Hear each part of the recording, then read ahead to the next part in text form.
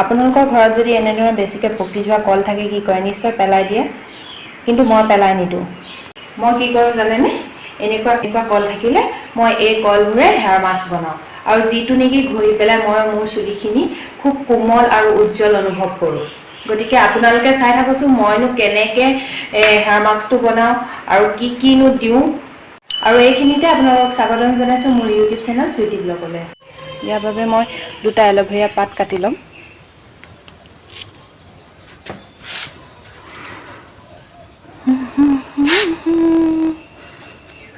দুটা নালাগে, এটা হ'লে হ'ল। এইটো ইমান তাক কল 3টা দিলোঁ। এতিয়া মই এয়া এল'ভেৰা জেলখিনি দি দিওঁ। এল'ভেৰা পাত অথনি কাটি আনিছিলোঁ যে সেইখিনি দি দিলোঁ। তাৰপিছত দৈ 3 চামুচমান আছে, 3 চামুচে। এইখিনি এতিয়া মই মিক্সিত পিচি ল'ম। এইখিনি ধুনীয়াকৈ হৈ গৈছে। ইয়াতে মই ভিটামিন ই কেপচুল এড কৰি দিম, আৰু এটা দিম, 2টা দি দিছোঁ।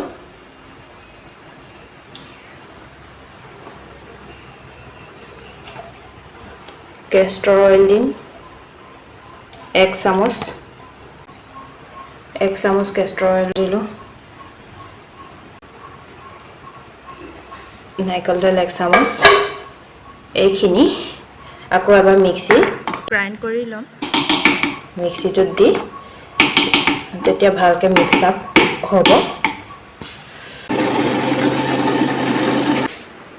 খিনি হৈ গ'ল। এতিয়া মই এইটোত ঢালি ল'ম। এইখিনি মই এতিয়া লগাম। হেয়াৰ মাস্কখিনি লগোৱাৰ আগতে চুলিখিনি ভালদৰে চেম্পু কৰি ধুই ল'ব। এনেকৈ মই গোটেই চুলিখিনিতে লগাই ল'লোঁ। এতিয়া মই 2 ঘণ্টা থাকিম। 2 ঘণ্টাৰ পিছত মই ধুনীয়াকৈ চেম্পুৱেদি ধুই দিম। ধুই উঠি আপোনালোকক দেখুৱাম কেনেকুৱা হয়। গা পা ধুই উঠিলোঁ আৰু এতিয়া চাওঁ চুলিখিনি কেনেকুৱা হৈছে। চুলিখিনি শুকাই অহাৰ পিছত মই ফণিয়াই দিলোঁ, আৰু ফণিওৱাৰ পিছত এনেকুৱা হৈ গ'ল। খুব চিল্কি আৰু স্মুথ হৈছে। আপোনালোকেও ট্ৰাই কৰি চাবচোন।